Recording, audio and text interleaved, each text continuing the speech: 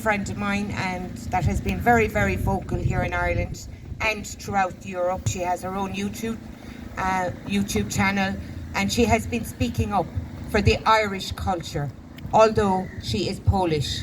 We welcomed so many Europeans into our country with open arms, and they came to love our culture as much as we do. I would now like to introduce Eire. I hope I pronounced it right, and she's after coming all the way from Kerry today to speak to you. Thank you. No, my name is Eire, and I'm from Latvia. Yeah, I'm so delighted to see you all here. I'm so proud, all of us, brave warriors fighting for this country's culture and heritage. Elites are trying to take it away from us, and we can't allow this to happen. They are trying to destroy this country's religion, nationalism, culture. Yes, nationalism. There is nothing wrong to be a nationalist. That's what makes you a proper patriot of this country's culture and history, the true history of Ireland that it's not taught in schools anymore. They are turning children against their own roots, their national pride. That's where communism starts, and I know that. I can smell communism from 100 miles away, as I was born in communist country. Mass media have done so much damage to the Irish people and others around the world that they can't see they are walking into tyranny. Michael Collins would turn in his grave to see that all his efforts and the sacrifice of so many Irish men and women on Irish peace, freedom and sovereignty are forgotten. That Irish people no longer stand up for their land, their culture and their children's future. Only a year ago, many people were happy with excluding their brothers and sisters from socializing based on medical fears and of getting punished by government. Some because they believe that everyone has to be obedient to this government. What has this government done for you? Raise taxes, license fees, making farmers and fishermen suffer and go bankrupt? That's their care for you. Agriculture is a part of Irish culture. We don't need imported synthetic food. Ireland is a rich country and can feed its people.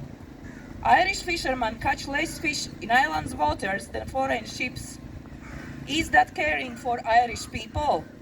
Only a year ago, you weren't allowed to pray in your local church. Irish people are treated like some kind of stock. Why don't you stand up against the turf ban as you did for water charges? Step by step, your culture is being taken away, and it seems like the majority don't even care. What did your ancestors fight for? So you can eat burgers and watch TV? Being obedient to tyrants, to give up your flag and anthem, your fight, your religion, to give up your home ownership rights. The referendum is coming on Amendment 39. Have you researched what this means? To remove your right to own private property. Do you know what this means? I will tell. It will lead to communism. I know how it worked before. You can have home only the size that government allows you. As in the USSR, for example, a small bedroom each, no sitting rooms. That's why people build big hallways, as they don't count as living space. What's going to happen when with your family home, when your children move out? Are you sure you're going to be allowed by this tyrannical government to stay in your 3-bedroom house, or put you in 1-bed apartment and give your house to bigger family? Will the next generation be allowed to build their own homes? The bill also says, and I want to bring your attention on the word resident. Yes, not citizens. Many people still have no clue what's going on because mainstream media uses those twisted words as to the limit, the common good, inappropriate need. Who decides what is appropriate? These are only sweet lies that citizens and residents will have rights to appropriate living space.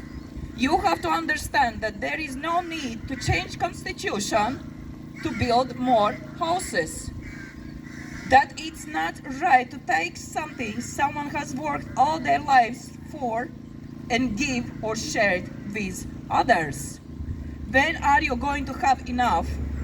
When you have to take your children out of college? When you lose your car, your business, because you can't pay bills anymore? Last year, the government told people how many visitors you were allowed in your home, and many people were obedient to that restriction. Why? Why do people allow somebody to tell them what they can do in their own property? Your private property is only your business, nobody else's. What's next? Will people move out voluntarily if government says so? The Irish were always fighting against enemies. Now it's time to stand up for your country again. We have to stand up for our values, land and people.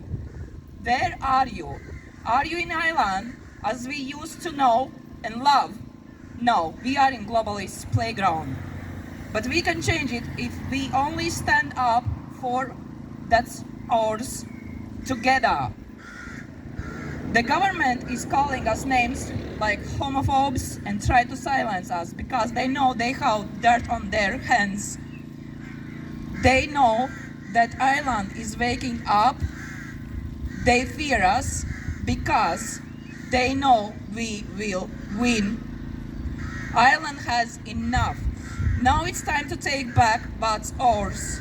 So come join us and stand up for your rights, your freedom, and all children's future. Stand up against tyranny. Eire, go Bruff.